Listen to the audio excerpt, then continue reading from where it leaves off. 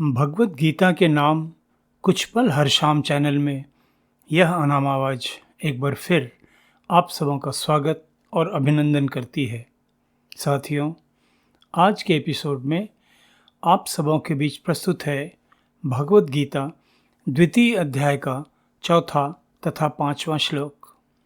अर्जुन उवाच कथम भीष्मम् अहं संख्ये द्रोणं च मधुसूदन इषुभिः प्रतियोत्स्यामि पूजार्हो अरिसुदन् गुरुन् हत्वा हि महानुभावान् श्रेयो भोक्तुं भैक्षम्पि लोके हत्वा अर्थकामांस्तु गुरुनिहैव भुञ्जीय भोगान् रुधिर्प्रदिग्धान्।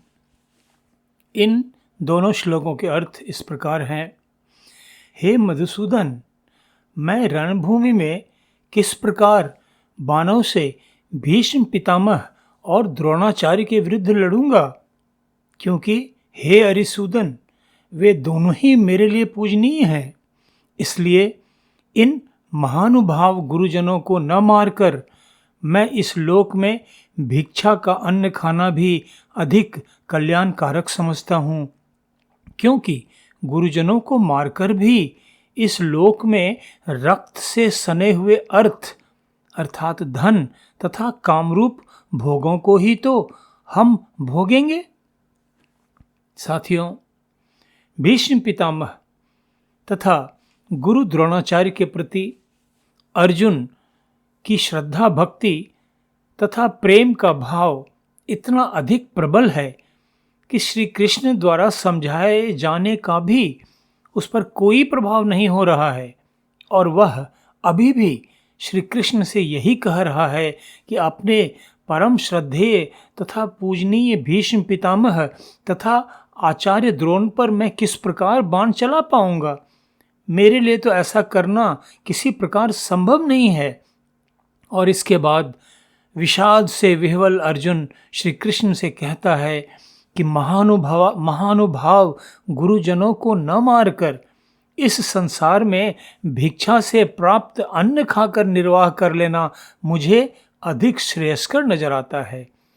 अपने गुरुजनों को मारकर इस संसार में उनके रक्त रंजित धन तथा सांसारिक कामनाओं की पूर्ति रूपी भोगों को ही तो हम भोगेंगे, जो मुझे जघन्य पाप नजर आता है। साथियों, भगवत गीता द्वितीय अध्याय के इस प्रसंग में हम सांसारिक जग जीवों के लिए बहुत बड़ा संकेत छुपा है। भगवत गीता हमें जीवन में कठोर निर्णय लेने की शिक्षा भी प्रदान करती है। जरा विचार करिए, युद्ध आरंभ होने का महत्वपूर्ण क्षण निकट है और पांडव पक्ष का सबसे प्रमुख योद्धा अपने गुरुजनों के प्रति भावुकता से विह्वल होकर युद्ध नहीं करने की बात कर रहा है।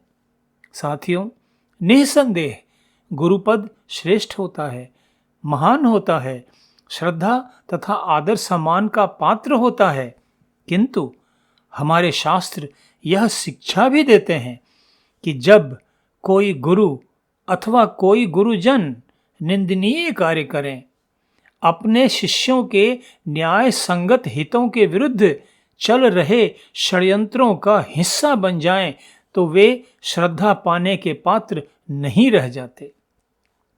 भगवत गीता का यह प्रसंग हमें सिखाता है कि हम सबके जीवन युद्ध में जब कभी इस प्रकार की निर्णायक स्थितियां आएं, जो विभिन्न रूपों में अक्सर हम सबके जीवन में आया करती हैं, तो भावनाओं से विह्वल हताश होकर हमें अपने संकल्पों को कमजोर नहीं होने देना चाहिए।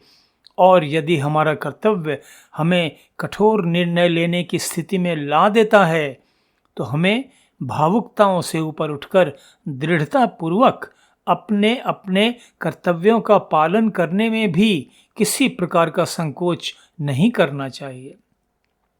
साथियों, भगवत गीता का यह प्रसंग हमें यह सीख भी देता नजर आता है कि जीवन में कई बार ऐसी स्थितियां भी उत्पन्न हो सकती हैं जब हमारे आत्मीय अथवा हमारी जीवन परिधि के ऐसे लोग जिनके प्रति हम पूरी श्रद्धा तथा विश्वास रखते हैं, वे अचानक हमारे विरुद्ध खड़े नजर आएं। शैक्षणिक अथवा प्रतियोगी परीक्षा के लिए तैयार किसी विद्यार्थी को कभी कभी अचानक ऐसा महसूस होने लगता है कि उसकी तैयारी अधूरी है, उसमें कोई कमी रह गई है, जिससे उसका आत्मविश्वास डगमगा जाता है, मनोबल कमजोर पड़ जाता है और परीक्षा में उसका प्रदर्शन उसकी आशाओं अपेक्षाओं के अनुरूप नहीं हो पाता है। इससे हताश होकर कई बार वे आत्महत्या जैसा जघन्य पाप तक कर बैठते हैं। गीता के इस प्रसंग में श्री कृष्ण द्वारा टूटे हुए मनोबल वाले अर्जुन को दिया गया उपदेश हम सबको यही शिक्षा देता है कि जीवन संग्राम में भावुकता के लिए कोई स्थान नहीं होता। हम सबको अपने अपने नियत कर्तव्यों का उचित रूप से पालन करते हुए संकल्प तथा धैर्यपूर्वक जीवन जीना सीखना चाहिए। चाहे हम जीवन के किसी भी क्षेत्र में हों, किसी भी विपरीत परिस्थिति का सामना हमें दृढ़तापूर्वक करना सीखना चाहिए। अर्जुन के समक्ष एक विकट परिस्थिति में आत्मीयों के प्रति असीम श्रद्धा के रूप में परीक्षा की घड़ी आई थी। ऐसे समय में योगेश्वर कृष्ण के निर्भ्रांत उपदेशों ने उसे सही मार्ग दिखाया था। साथियों, श्री कृष्ण के वही उपदेश आज भी हमारा मार्गदर्शन कर रहे हैं। आवश्यकता है केवल पूर्ण विश्वास तथा श्रद्धापूर्वक उन्हें अपने जीवन में अपनाने की। साथियों, मेरी इस प्रस्तुति को सुन रहे आप सब तो संस्कारी आत्माएं हैं ही, औरों तक भी इस ज्ञान को पहुंचाना हम सब के लिए एक परम पुनीत कार्य होगा। कल भगवत गीता द्वितीय अध्याय के 6 तथा 7वें श्लोक के अर्थ तथा व्याख्या के साथ आप सबों के बीच फिर उपस्थित होऊंगा। धन्यवाद। नमस्कार।